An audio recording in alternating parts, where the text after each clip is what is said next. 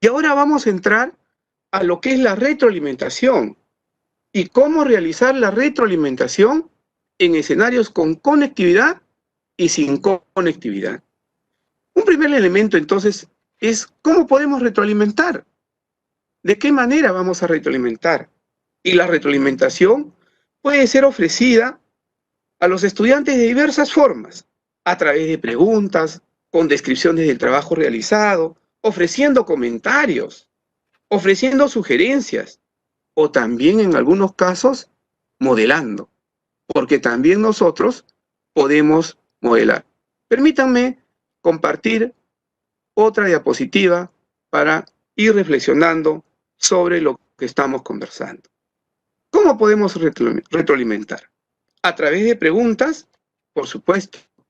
Una pregunta, por ejemplo, puede ser que el estudiante revise su propio producto en relación a cómo fue el proceso de su desarrollo, tanto al inicio, en el proceso, en el cierre.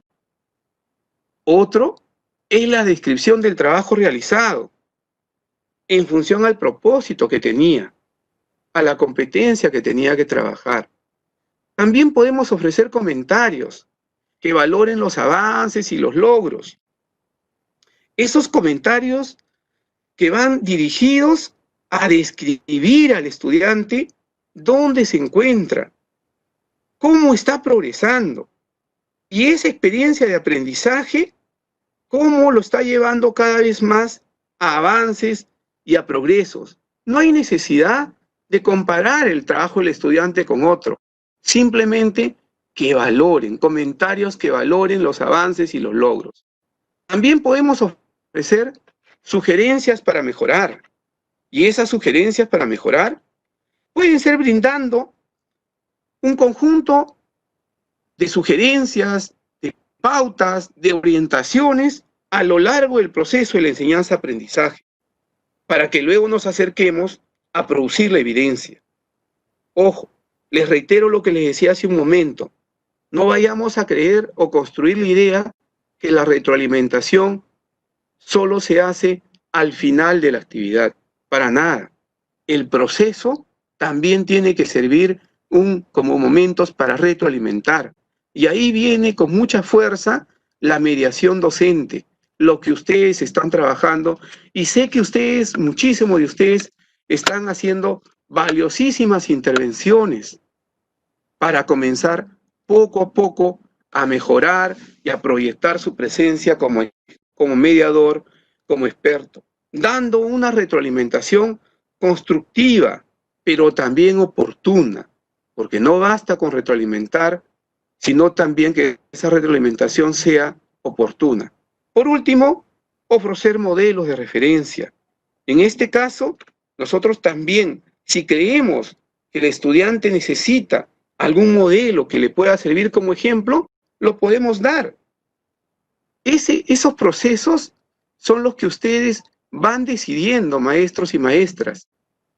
¿Cómo desarrollar esta retroalimentación? ¿En qué momento plantearlo con preguntas? ¿En qué momento describir mucho más el trabajo? ¿Qué comentarios le voy a ofrecer? Pero comentarios que valoren el logro y que le propongan propuestas de mejora. Ofrecerle sugerencias, claro que sí. Y en algunos casos, plantearle modelos para que pueda ir aprendiendo. El estudiante tiene diversos retos, así como nosotros. Nosotros mismos tenemos un conjunto de retos al cual nos hemos ido moldando.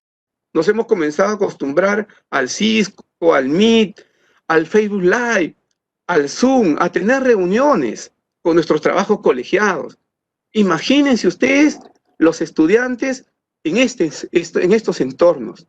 Necesitan de nosotros, necesitan de nuestra mediación, necesitan de la retroalimentación que nosotros le vamos brindando.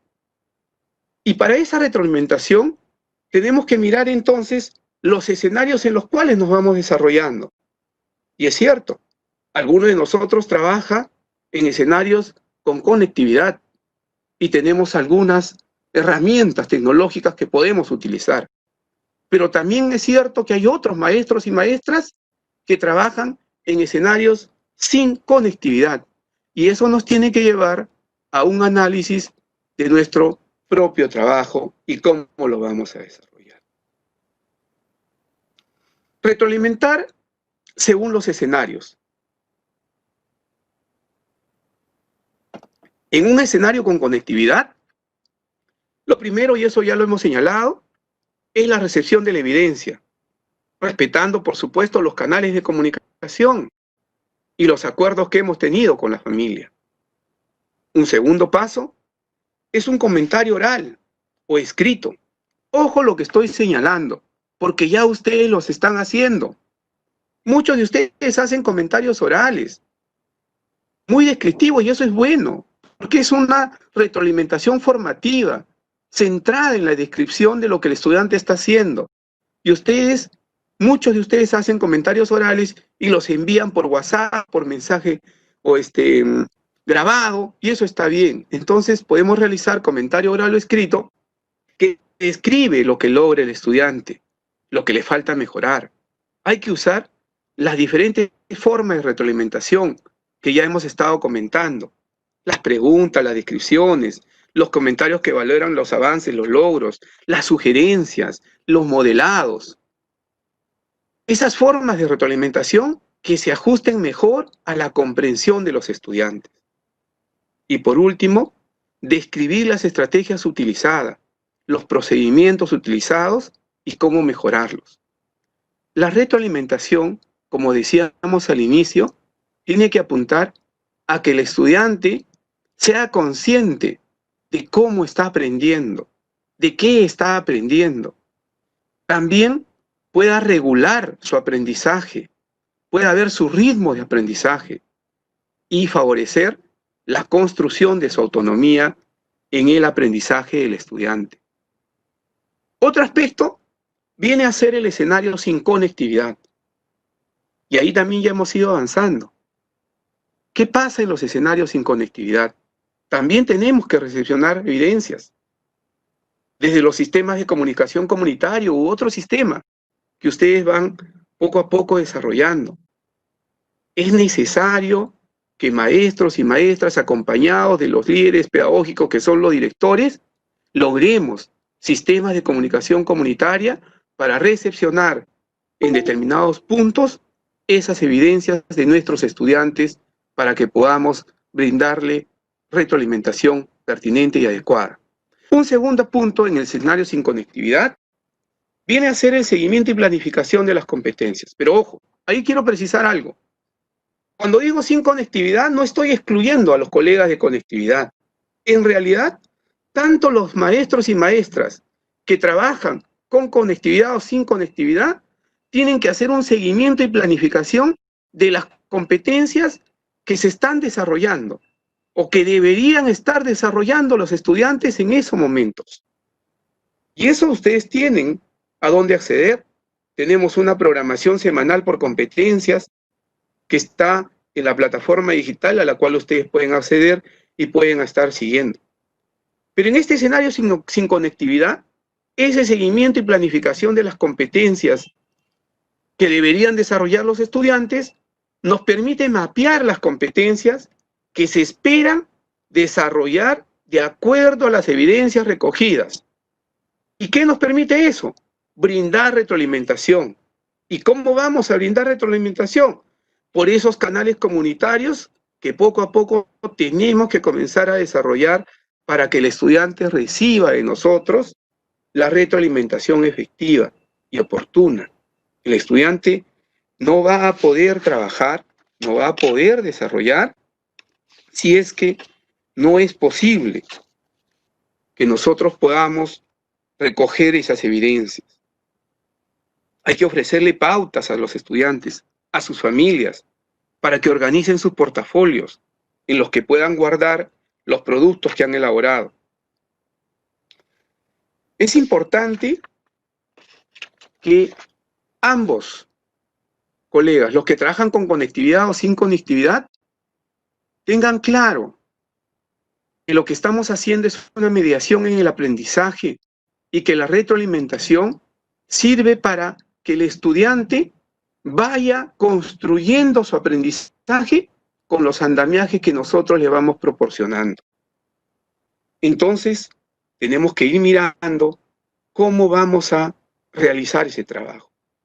Pero no nos quedemos quedar en la teoría nada más, porque seguro ustedes estarán preguntando, sí, pues hemos hablado del análisis de evidencias y de la retroalimentación, pero eso es algún elemento teórico que sí ayuda, pero no necesariamente es la práctica que uno quiere. Vamos a compartir entonces ahora con ustedes nuevamente, vamos a compartir, ojo, les digo, una de las actividades a las cuales los estudiantes se van conectando. Este es un ejemplo de primaria, emisión radial en castellano, quinto ciclo, del área de personal social, semana 9. Y ahí ustedes tienen en pantalla la guía docente para la programación semanal, que, ojo, están publicadas, todas las semanas están publicadas en el portal web de la estrategia Aprendo en Casa. ¿Y qué encontramos en esa guía? La sesión, el propósito, por ejemplo, dice, el propósito de esta sesión es que los estudiantes dialoguen, identifiquen y describan las costumbres y las rutinas que favorecen o afectan la convivencia familiar. Y también encontramos la competencia, convive y participa democráticamente. Y la evidencia, la descripción de la evidencia. Y le dice, escribe 3 nuevas costumbres que hayan surgido durante el aislamiento social y explica en qué consisten, cuándo las realizan y cómo favorecen la convivencia en el hogar. Pero vayamos a recordar lo que ya hemos conversado hace un momento. ¿Qué tenemos que hacer para analizar una evidencia de aprendizaje? Las acciones tienen que ser, sí o sí, revisar la competencia. ¿Y qué implica la competencia para el estudiante? Y el nivel de logro de esa competencia. Un segundo elemento es revisar el estándar de aprendizaje en relación a la competencia que estamos trabajando. Colegas, no nos podemos olvidar de esos elementos clave. Nosotros tenemos que apropiarnos de lo que la competencia nos está pidiendo, de lo que implica la competencia para nosotros y para el estudiante. Y desde ahí también ayudarnos con un soporte fundamental como es el estándar de aprendizaje. Y por último, buscar la coherencia y relación de la evidencia que nos está pidiendo con la capacidad o capacidades priorizadas de la competencia en esta sesión que le estamos presentando. Veamos ahora un ejemplo de retroalimentación. Y seguimos, ojo, si les quiero decir, por favor, no perdamos de vista esta sesión que hemos escrito hace un momento.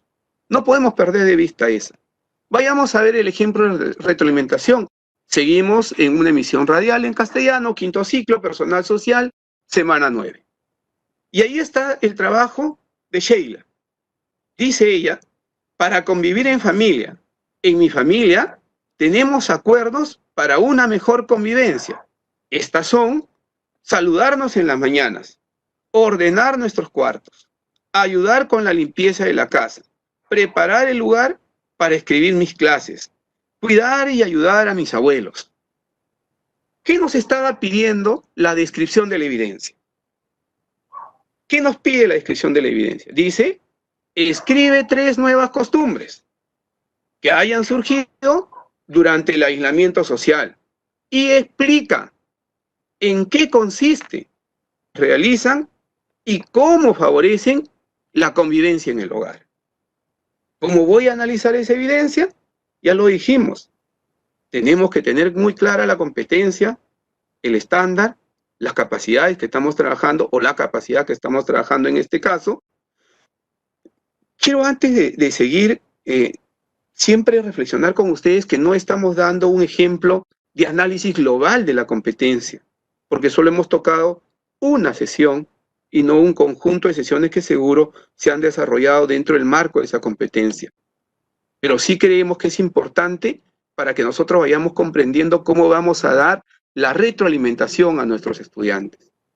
Entonces, frente a la evidencia y a las especificidades y a los criterios que la evidencia me está planteando, le vamos a decir, Sheila, en el trabajo presentado has logrado asumir nuevas responsabilidades.